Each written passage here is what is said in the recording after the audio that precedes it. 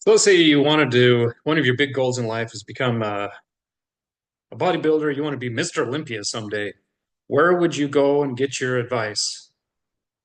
From an obese person at McDonald's? Or would you somehow try to contact Ronnie Coleman, who's been Mr. Olympia 8 times? I think that makes sense. What if you want to have a successful marriage? Where would you get relationship advice from? Someone that has been married 16 times is on their 17th marriage.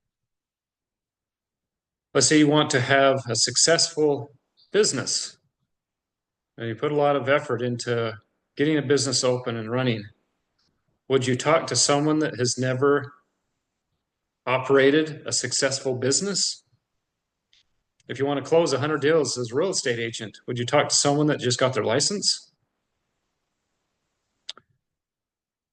I think we're very good at zeroing in if we have these goals in life, professional, maybe fitness goals, we're very good at zeroing in on what are the best places to find good advice?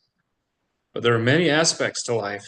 Why can't we use that same determination in our relationship advice, in the problems we face in everyday life, using that same way of viewing things? Where can I find good advice? But a lot of times, where do we go for advice in our personal issues or problems? Where should you go? You should go to God in prayer and say, "Hey, I've got this issue. I've got this problem. Please help. I can't do this on my own." And what does he usually do? He'll send someone into your life to help.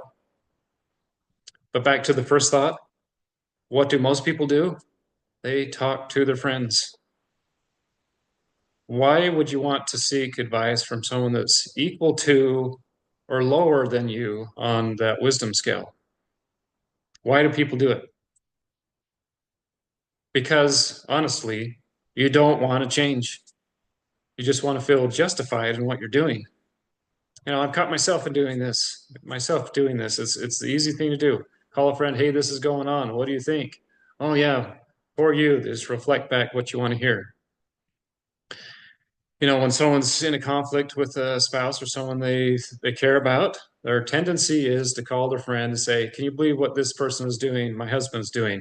Can you believe what he thinks about religion? Can you believe what he believes about he wants us to move or he wants to take this new job?" And a lot of times they get this echo back, "Oh yeah, that's terrible. I can't believe that. Instead of supporting him, you should probably oppose him, make his life more difficult."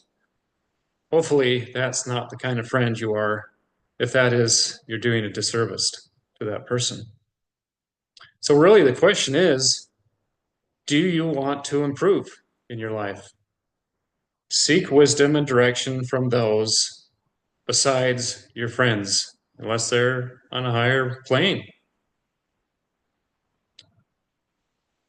Maybe a true friend would say something like that. Well, maybe your husband is right. Maybe you should consider moving. Look at the track record of what he's done in the past. He does what he believes is right for the family. It usually always works out. Maybe he is right about this new religious thought. Maybe it leads to greater improvement. Maybe it is a step up from what you believe. Maybe this new job is great. Maybe the move is great. Maybe, this is a great thing instead of looking at it as a negative thing. If you put your emotions aside for a minute and thought about that possibility. But where do you go to find this greater wisdom?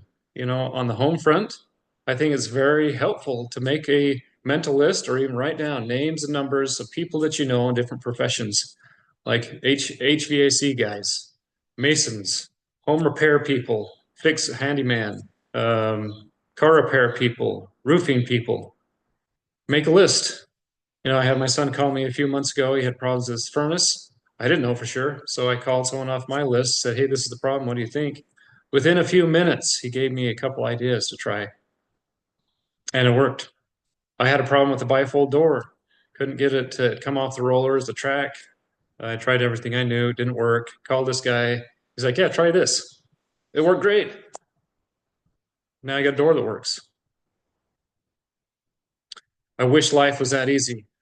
You know, furnaces that don't work or doors that come off the track. It's much more complex. We need someone that has wisdom that you can trust. How can you trust this person? If you think you found somebody, look at their lives, talk to them. What have they done? What are they doing? Is it good? If they were a tree in your yard, would it be filled with good fruit that you can use? Does following their example and words lead you to a better life? Are they more accomplished in their life? Are they more fulfilled in their life? Are they crushing it in life instead of being crushed by life? You could look at some of the things that have happened to them in the past. Have they been through absolute hell and come out the other side, not broken by life, but strengthened? The more that you throw at them, the stronger that they become because they're connected to a greater power, to a greater source of strength. Are they talking about things you've never heard of? Are they saying things that lead to greater improvement and insights in your life? Does following their advice make you a better person? Are the changes they are recommending difficult and painful a lot of times, but they're needed changes and lead to a better, more fulfilled, more abundant life? If you find someone like that that's talking about improvement, improving your life, maybe you should consider taking their advice on more than just a broken door or a furnace that's not lighting. Talking about two sources of advice, friends, and then people with greater wisdom on a higher level. Are there examples of a king in the scriptures, in the Bible, a story about a king taking the advice from a lower source? There absolutely is. In 2 Chronicles chapter 10, talks about King Rehoboam, and he finds himself as a new king in a difficult position. And Jeroboam came to him representing, Israel. He said, if you will consider lightening the load, the burden that was forced upon these people by your father, King Solomon, they will in return promise to serve you. And so at first, Rehoboam wisely sought the counsel of the elders in his kingdom that had much more experience with the people than him. And they advised him, yes, do that. Reduce the burdens of the people. If you will be kind to these people and please them and speak kind words, they will be your servants forever. Well, Rehoboam apparently didn't like that advice. And so he sought out the advice of his friends that he had grown up with, the tendency of most people. They advised him to lord his position over the people and say, my little finger is thicker than my father's loins. Or in other words, my father was difficult. He was weak compared to me. And in the scripture, it says, now whereas my father laid on you a heavy yoke, I will add to your yoke. My father disciplined you with whips, but I will discipline you with scorpions. These young friends of his were like saying, put them in their place. They are out of line. You are the king here. So they were words that he wanted to hear. Yeah, you're right. I am the king. How dare these people tell me what to do? So, yeah, unfortunately, Rehoboam decides to take advice from his friends. Door number 2. And he's the king. I am the king. I'm right. They're wrong.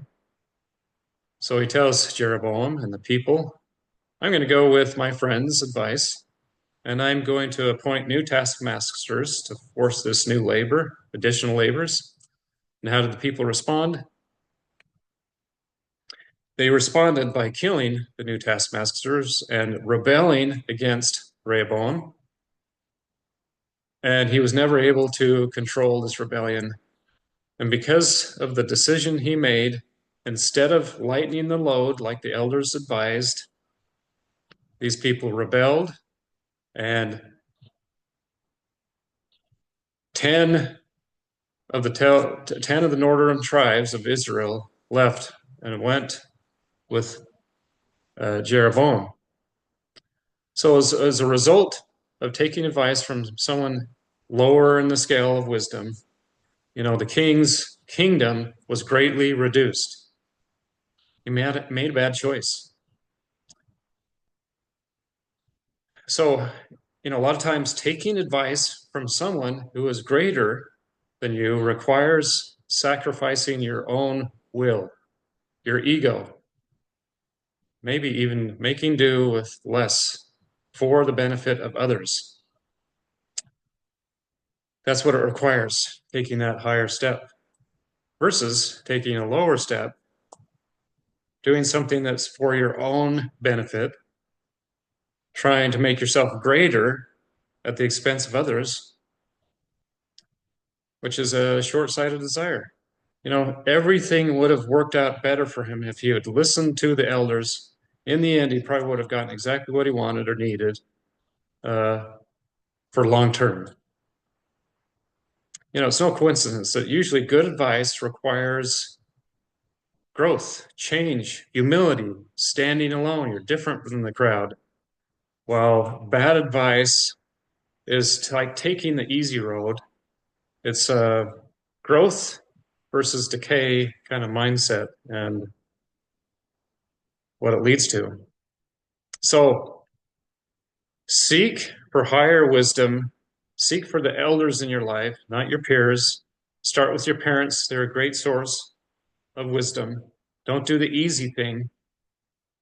Friends are not always a great source of advice unless you have friends in high places. Look for those in a higher position, those that have been further down the road than you. Learn from those that have taken a beating in life and are still moving ahead with a smile on their face, that have things to share that will help you to grow and to learn and become better in your life.